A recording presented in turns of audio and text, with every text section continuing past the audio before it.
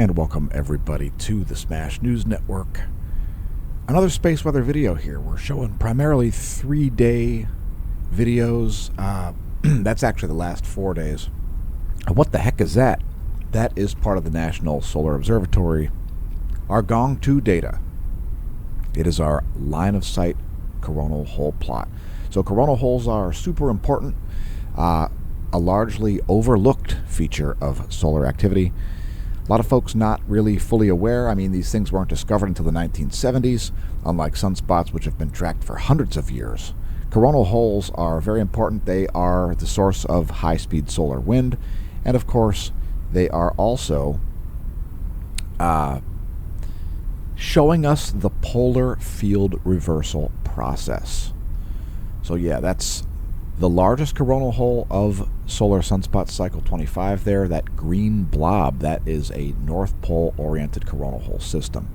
So here it is in the SDO 211 angstroms wavelength. That is the last 3 days. And yeah, expect a high-speed solar wind showing up sometime tomorrow. So what we'll see from that is we'll see an increase in the solar wind density. And then when the density drops off, we'll see a marked increase in the solar wind velocity and a more steady signal as far as the plasma temperature. That's a little bit about coronal holes.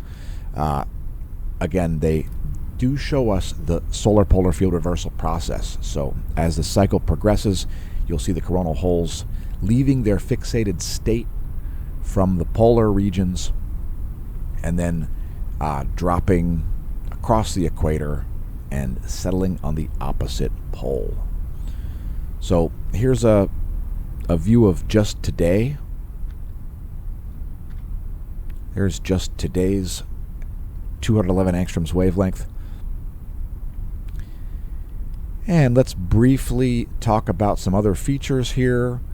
In addition to coronal holes, oh, by the way, don't forget to follow us on the socials, like Twitter, Instagram. You'll get some additional information there.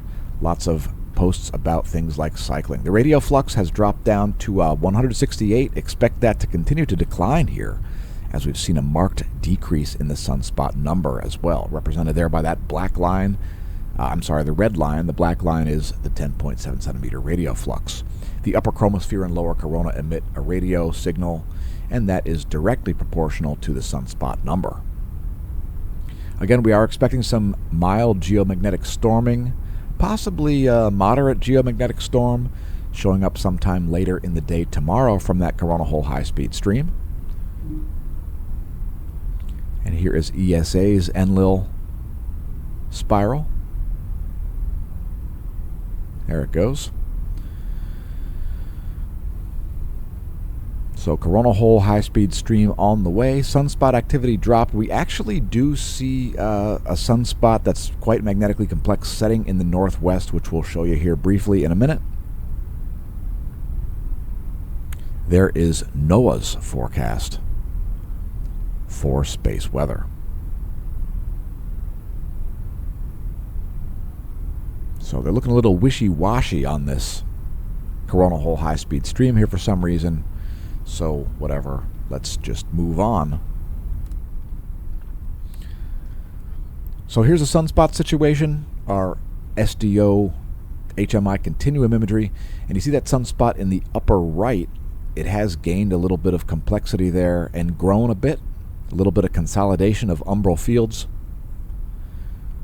In your screen upper right there, right above me, that sunspot becoming increasingly likely to produce a large solar flare. But besides that, we have pretty low likelihood of solar flare activity.